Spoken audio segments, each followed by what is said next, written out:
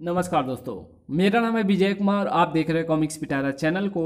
दोस्तों, हम लोग कॉमिक्स पढ़ रहे थे शैतान खोपड़ी, जो कि बाकेलाल की कॉमिक्स है। इसका पहला और दूसरा पार्ट मैंने अपने चैनल पे अपलोड कर दिया है। पहले और दूसरे पार्ट में मैंने इस कॉमिक्स को 40 पेज तक कवर कर लिया था। अब इस पार्ट में इसके आगे कहानी को शुरू करते हैं।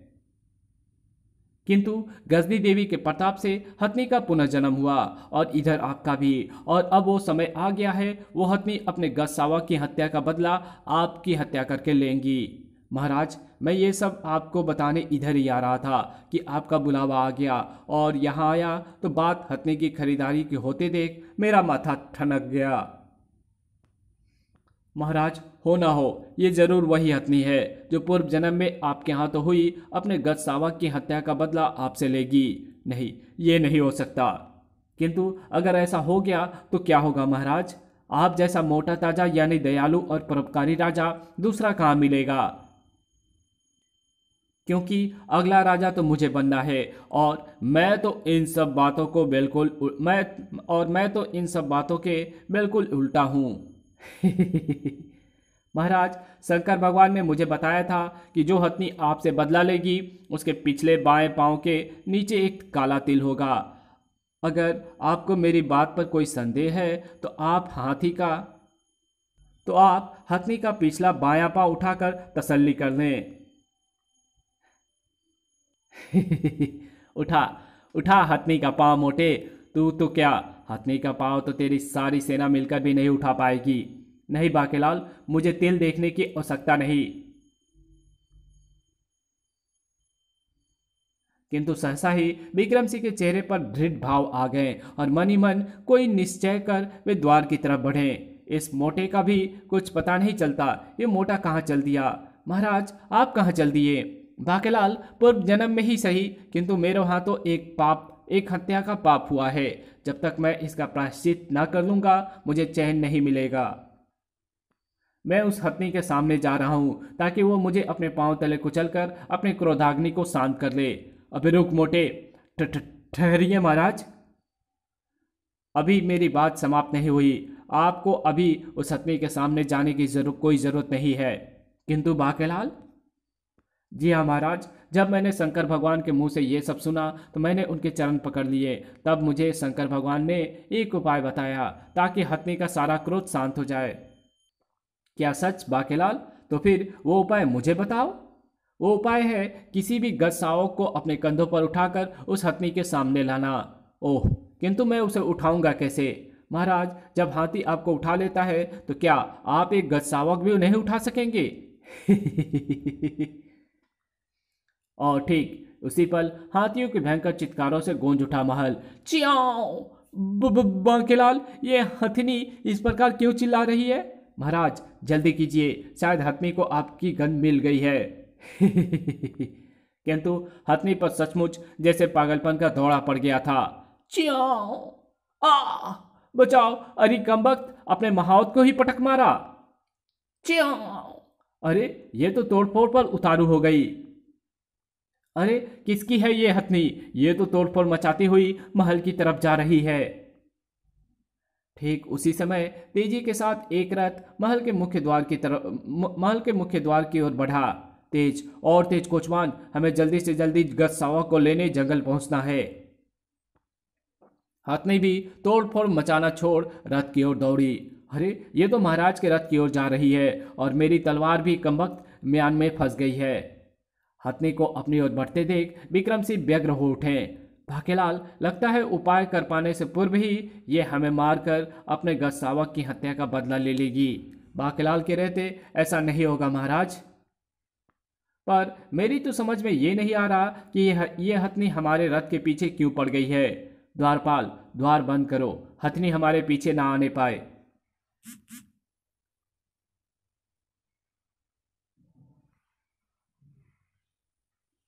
द्वारपाल द्वार बंद करके भाग गया क्योंकि पागल हथनी निकट आ गई थी। अरे बाप रे, भागो, वरना कहीं द्वार बंद देखकर ये मुझे ना खोल दे।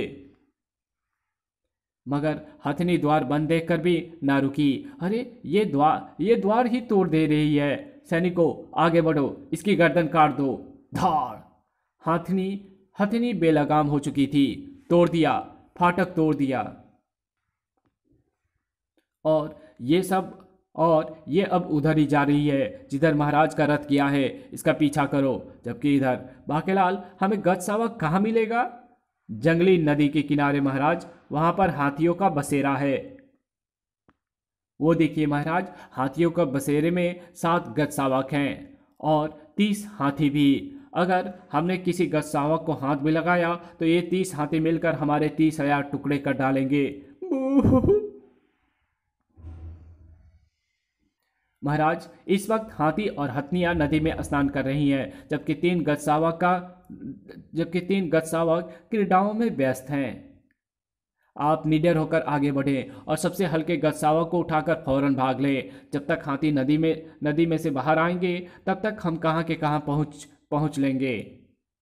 ठीक है बाकेलाल, मैं ऐसा ही करता हूँ।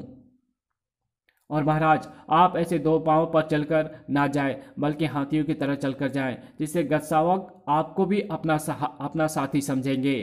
ठीक है बाकेलाल, मैं गजसावक की तरह 4 पांवों पर चलकर जाता हूँ। एक बार बस मोटा गजसावक को कंधे पर उठाकर भाग ले तो ये क्रिया भी पूर्ण हो जाएंगी। अरे उधर देखो, बिना सूंड का सावक। इसने तो वस्त्र भी पहने हैं। इसके पिताजी जरूर राजा के महल में तैनात होंगे। चलो उससे मित्रता करें। नहीं, रुक जा सूड़ू, वो हमारी टोली का सावक नहीं है, माताजी डांटेंगी। नहीं, मैं तो उससे मित्रता करूंगा, उसे अपने खेत के गन्ने खिलाऊंगा। अरे वाह, काम बन गया, एक मेरी ही ओर आ रहा है। फिर जैसे ही वो गजसावक विक्रम सिंह के निकट पहुंचा कि अगर व्यवस्था ना होती तो ये कार्य कदापि ना करता, किंतु प्रतिरोध की अग्नि में झुलसती एक हथनी की शांति के लिए मुझे ऐसा करना ही होगा। और दूसरे पल विक्रम सिंह ने उस गजसावक को अपने कंधे पर आखिर उठा ही लिया। हम ये तो बहुत भारी है। च्याओ माँ, ये मुझे पद्दी पर उठाकर भाग रहा है। च्याओ, हाय मेरे लाल, मेरे सुंडू स्वामी, मेरे लाल को बचाओ। च्यों, उस मानव की मृत्यु मेरे ही पांव तले कुचल कर होगी। च्यों, बचकर जाने न पाए। चीख पड़ा बाकेलाल, भागिए महाराज, तेज और तेज। इसे उठाकर मैं भाग नहीं पा रहा बाकेलाल, सिर्फ चल पा रहा हूं। च्यों, माँ। वाह, मजा आ रहा है। चल मेरे घोड़े, टिक टिक टिक। महाराज, अगर आप भागे नहीं तो ये सारे हाथी आपको कुचल डालेंगे। च्यों, अबे रुक जा, अबे रुक जा शैतान। लेकिन इससे पहले कि वो दोनों हाथी विक्रम सिंह को कुचल पाते, च्यों, बाकेलाल, ये तो वही हथनी है जो महल में तोड़फोड़ मचा रही थी। अब मैं गजसावक को इसके आगे छोड़ देता हूं।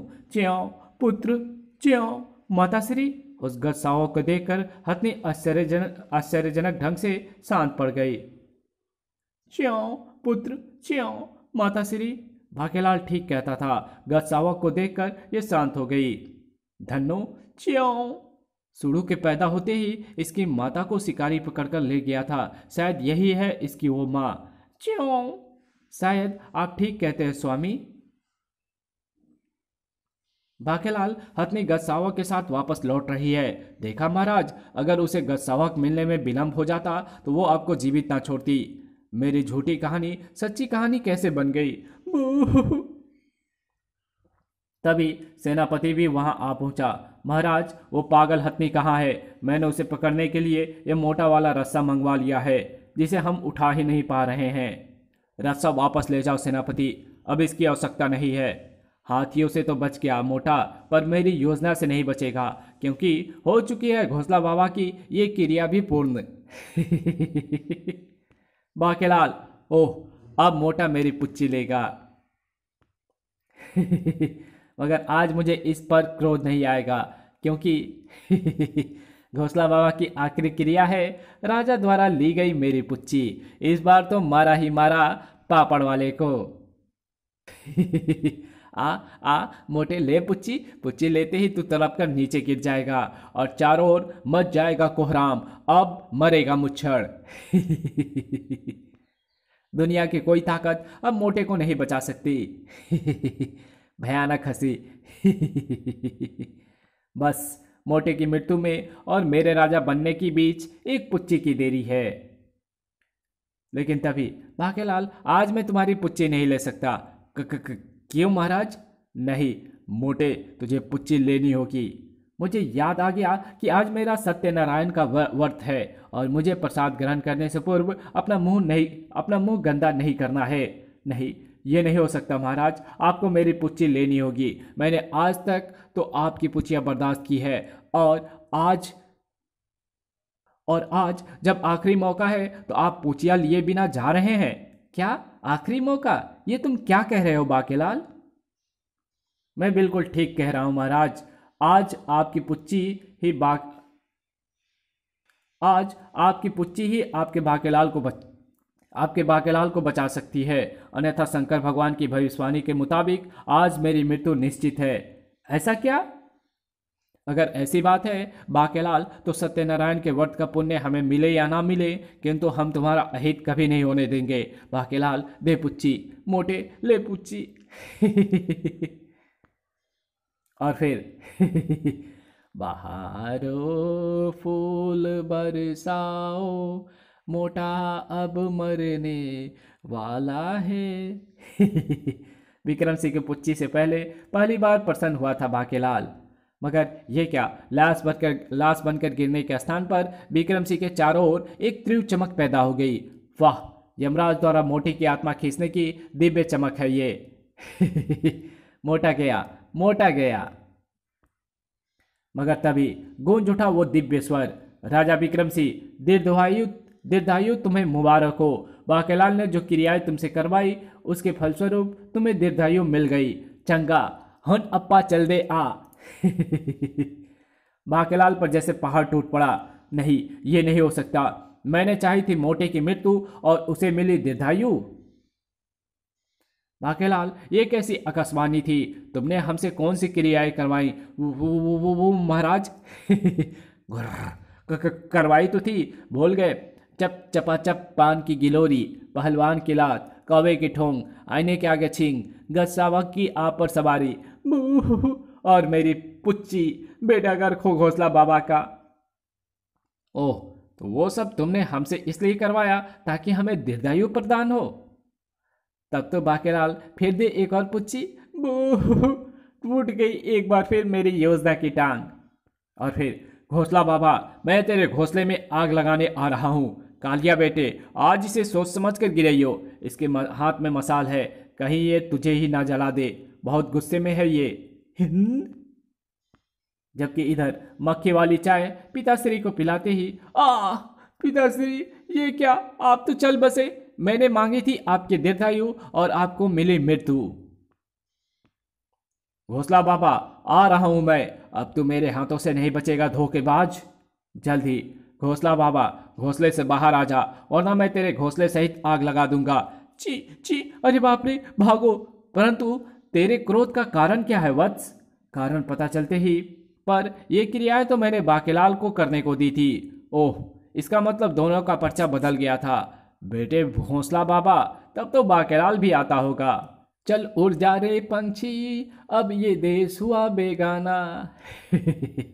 घोंसला बाबा, भागता कहाँ है?